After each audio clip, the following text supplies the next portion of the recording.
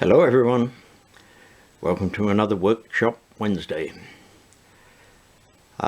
This week we're going to take a look at my Hornby Class 25 and my Hymic. As you can see, they're leaning in towards each other. That's something that's baffled me for a long time. Did not know why, could not figure out why. Let's just move this one.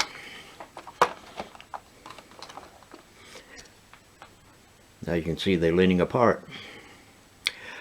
Oscar Paisley on last Sunday, today being the 19th of February 2020, last Sunday Oscar reviewed the Hornby Class 25 and he noted the lean. I didn't know why it was leaning. I couldn't fix it because I couldn't figure out why. But Oscar pointed out why. It's because in their wisdom, Hornby, back in the 1970s, decided that the pivot for the rear bogie, the non-powered bogie, should be offset, off-center. And that's the cause of the lean. In Oscar's comments, there were a few suggestions as to what might be possible to remedy this. I looked at those and then I decided on doing a fix of my own. So this video is about how I got my locos to sit upright.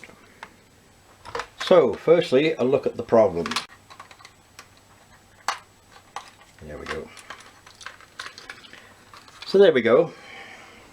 There you can see, hopefully you can see if the light's right. Not very good light there. Anyway, there's the pivot and it's offset to center. So what to do? I'm a bit of a purist myself. I don't like modifying things. I don't like drilling holes and cutting pieces out. I know some people take Dremels to things and do all kinds of stuff to them. The easiest thing I could think of to do, and there's no restriction inside there, the easiest thing I could think of would be to drill a small hole right there and get a different pointer, drill a small hole and put a screw in and adjust the screw up and down until it matches this one, and so you'll have equal pivots on both sides. That would probably be the easiest, but I don't like drilling holes in there. So, here's my cure. Firstly, I took one of these. An ordinary, everyday bag closure. Bread bag. Next, I cut out a square, or a rectangle I should say. That rectangle there. Now that rectangle is designed to fit in here. You have to leave it open at the ends because there are pivot blocks here that you can see standing up here that have to rest in there, and they have to be free to pivot. So I cut that to fit in there.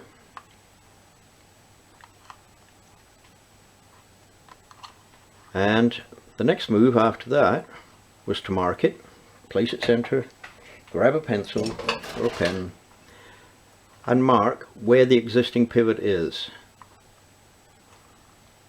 So mark that, and with that marked, drill a hole so that this can go over top of the existing pivot. Now myself, I didn't use a drill for this, I used my trusty old punch.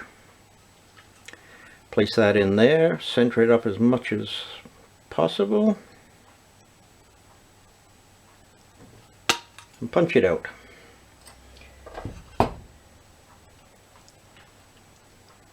Now that hopefully will fit directly over top of that. It may not quite.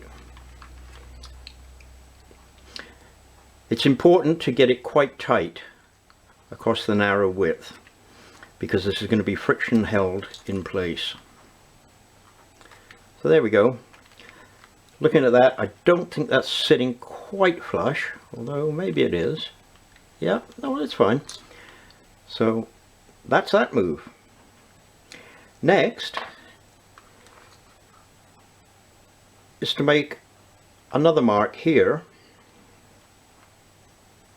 about an equal distance from the center of this pivot to the edge, this edge to the center of this.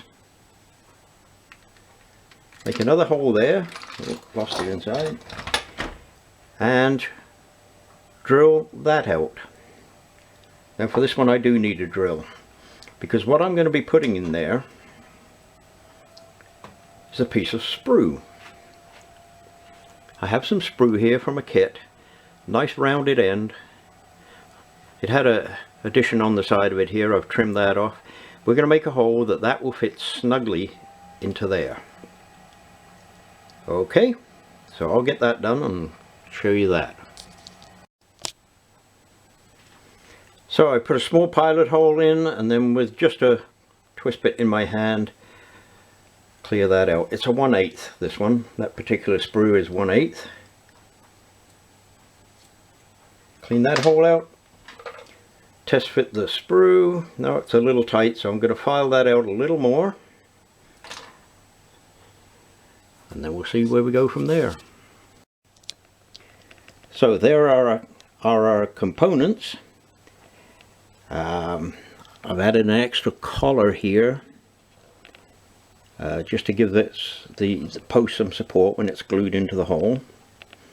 And the post itself is about 5 millimeters long. That's an experimental thing, I think, for you, if you're going to try this, just how long to make that.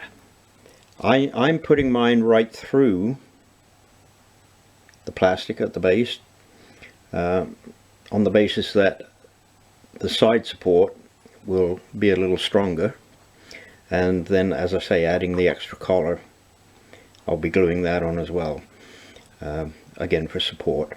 So I'll get the whole thing assembled and then we can see what it looks like. So there we go, there's the finished products assembled. See the various components there glued together. I did find that there's a difference between the bogies on the two different locos. The Hornby one has a little wider tabs on here. These tabs here, just a little wider than the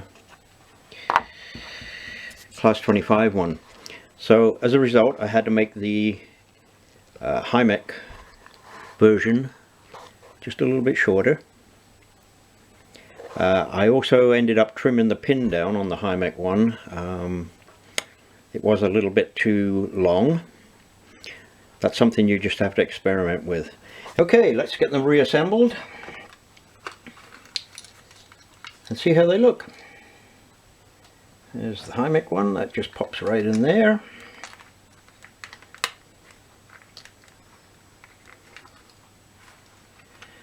And for the purist, it'll just pop right back out again.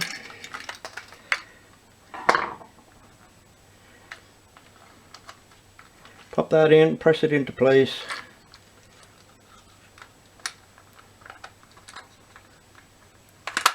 Pop the bogie back in. There it is. The Cl.35, same thing. Pop that one in there, press down in. Nice snug fit. Pop the bogie back into place, and there it is. Well, we'll take a look at them now and see how they sit with one another. See if they're still leaning in. There we go. So as you can see, they're sitting upright now, and they still run really nicely. No problems with having a double pivot in there. Not over any of the track book that I have anyway. That's it for this Workshop Wednesday. Hope you enjoyed it. Again, it's not a how-to, it's just a how I did it. Bye for now, everyone.